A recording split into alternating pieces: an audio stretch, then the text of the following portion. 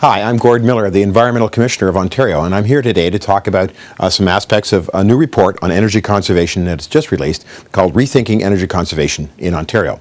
Well, it's rethinking energy conservation, so I want to take a moment and explain what's involved in conservation, defining that term. Because it's actually much more complicated than people think. It's not just about freezing in the dark, as some people say. Conservation has a number of components, and they are all worthy of attention, and they all contribute to the overall. For instance, energy efficiency. Well, that's fairly straightforward. Energy efficiency is getting more value out of the energy that we do burn or must burn. The easy example is the compact fluorescent light bulb, which is far more energy efficient than an incandescent bulb. But there are many other examples of energy efficiency. Great opportunities there. Behavior.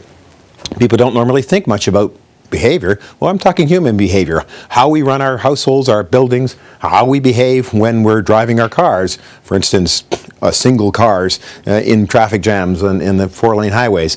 Why not more passengers? Why not carpooling? The kind of things we do in behavior are choices we make that end up strongly affecting the amount of energy we use. Demand response. Well, the best example of demand response, these are often programs that the government or utilities introduce to change how we use electricity. We're putting in smart meters, time of use meters in Ontario, and we're charging higher rates at periods of time when there is high demand for electricity and lower rates at periods of time when there's low, to shift the demand from the high peak periods to the low periods. That's demand response, and it is one aspect of conservation. Fuel substitution.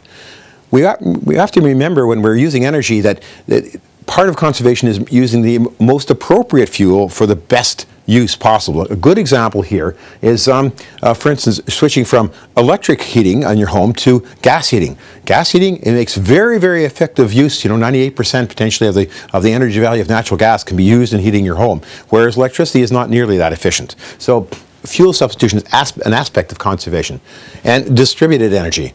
Well, what do we mean by that? Well, I'm talking the distributed generation of energy units, for instance, small windmills, solar panels on your house, not the big wind turbine farms that those are different. We're talking about distributed small generation way out on the tendrils of the distribution system that allow the bigger distribution system not to have to push energy from, say, a nuclear power plant all the way out to your home, because you're generating stuff locally. It offsets that demand. That's distributed generation.